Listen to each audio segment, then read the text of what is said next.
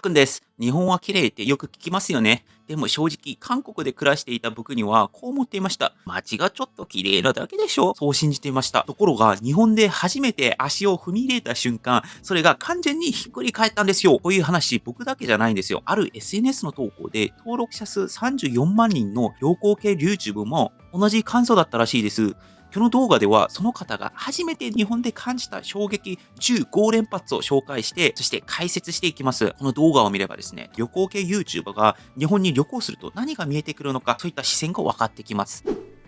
まず一つ目は、地下鉄の出口何個あるんですかっていうぐらい多すぎて迷子になったという話でした。いやー、これありますよね。例えば、池袋とか新宿とか渋谷とか、出口30個40個ぐらいありますよね。韓国で一番栄えてる駅、ソウル駅とかカンナム駅とかみたいなレベルでも、確かに出口10個20個、マックスで20個ぐらいな気がするんですよね。で、1番から15番ぐらいまでつければいいだけなので、英語することも少ないんですが、日本だと例えば新宿南口とか、4の A とか、何々方向とかわからないじゃないですか。そういったことに僕も戸惑った経験はあります。で、池袋とか新宿行くときには、いつも迷宮から目的地までたどり着くゲームしてる感覚がしていて、まあ面白いと思いながら出ています。で、2つ目は、コンビニの店員さん、10人中9人は外国人ってくらい、外国人多すぎて驚いたっていう話でした。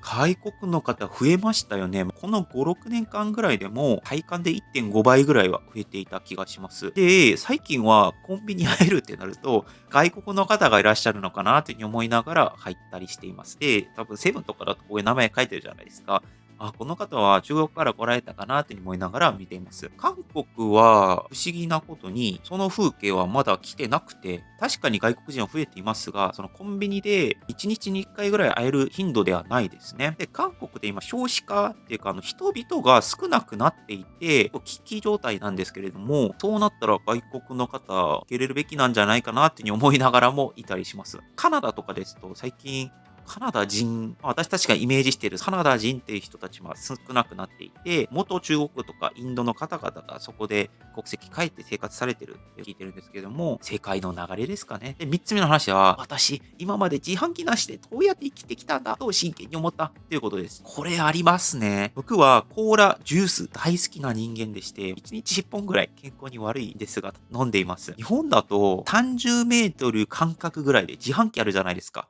外出て、視線、こうやって回せば自販機があって、こうやって回せば、こうやってここに自販機があるみたいなレベルなんじゃないですか。これおそらく日本しかないと思うんですよ、世界で見ても。で、韓国も自販機、世界の他の国に比べたら少しあると思いますが、駅の中とか、区役所の1階とかに1個2個あるぐらいのイメージです。体感で言うと日本の5分の1、10分の1ぐらいの数しかないかなっていうレベルなんですね。なので僕、日本で昔旅行来た時に京都めっちゃ暑かったんですが、自販機でコーラ飲みまくりながら、ああ、幸せってなってました。で、4つ目の話はですね、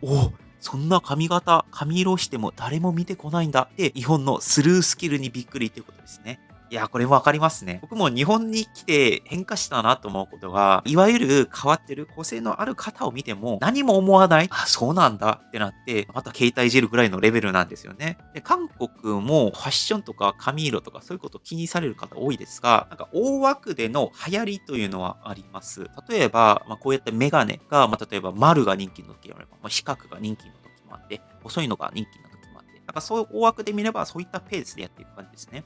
で、日本はどうだろう、メガネが星型になっていて、メガネも顔レベルくらいでかくてみたいなことを、極端に言うとそういった例も見かけるんですよね。でもそういった個性のある方は多いからこそ何も思わなくなって、ああ、そうなんですねって終わりますよね。包みは食べ物、本当にしょっぱい。味覚のカルチャーショックってことですね。これどうだろう。確かにラーメンとか、唐揚げとか、焼きそばとか見るとそうなるのかな。僕も確かに日本の食べ物は甘いかしょっぱいかぐらいのイメージで思っています。韓国は甘いしょっぱい、辛い大好きですよね。意外にもいろんな味があります。というのも韓国って結構世界料理をいろんなところの料理をどんどん入れてきて、そこで自営業をされてるんですよね。この飲食の競争が激しいから、どんどんみんなアフリカとか南米とかからの食べ物をどんどん入れてくる。それでいろんな食べ物が食べれるようになったっていうのがあって、味のスペックで見たら結構広い範囲かなって思っています。日本は日本ももちろんそういう国だと思いますが、基本のベースはしょっぱい、甘い気がします。辛い味ないっていうのは韓国人にとっては大きいかもしれないですね。6個目が、消費者価格が税込みと税抜きの2つ表示。なんでこんなに混乱させるの？最後にレシートを見ると、後頭部を殴られて気分ってなっていました。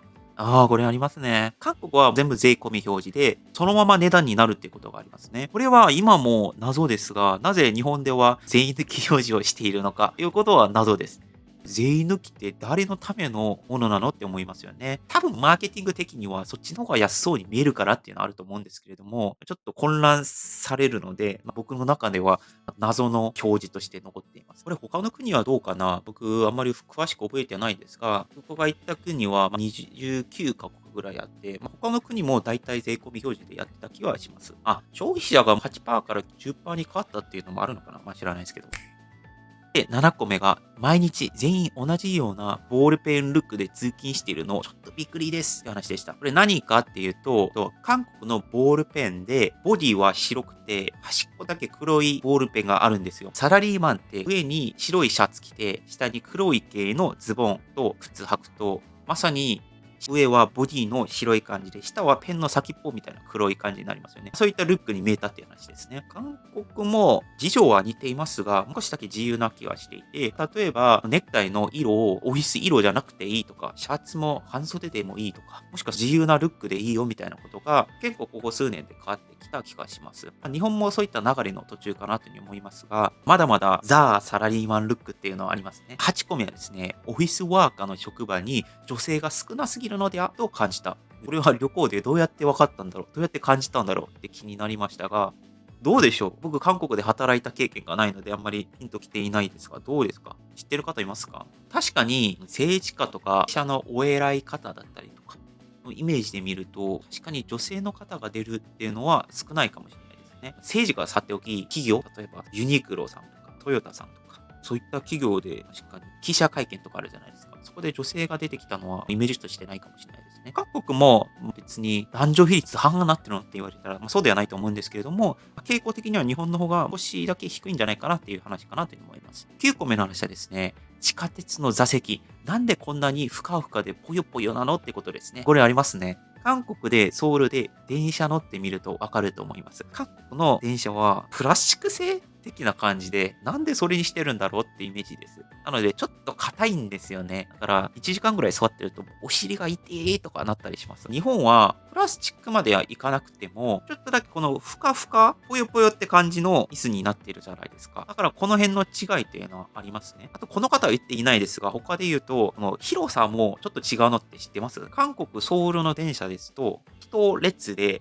6人ぐらい座るレベルですが、日本だと同じぐらいのスペースで、7人、8人ぐらいのスペースになっていて、って思いました。多分これは体格がちょっと違うっていう話もあると思いますね。韓国人ってめちゃくちゃ食べて、めちゃくちゃ運動して、体でっかでかなってる人が多いから、そういった違いがあるかもしれないですね。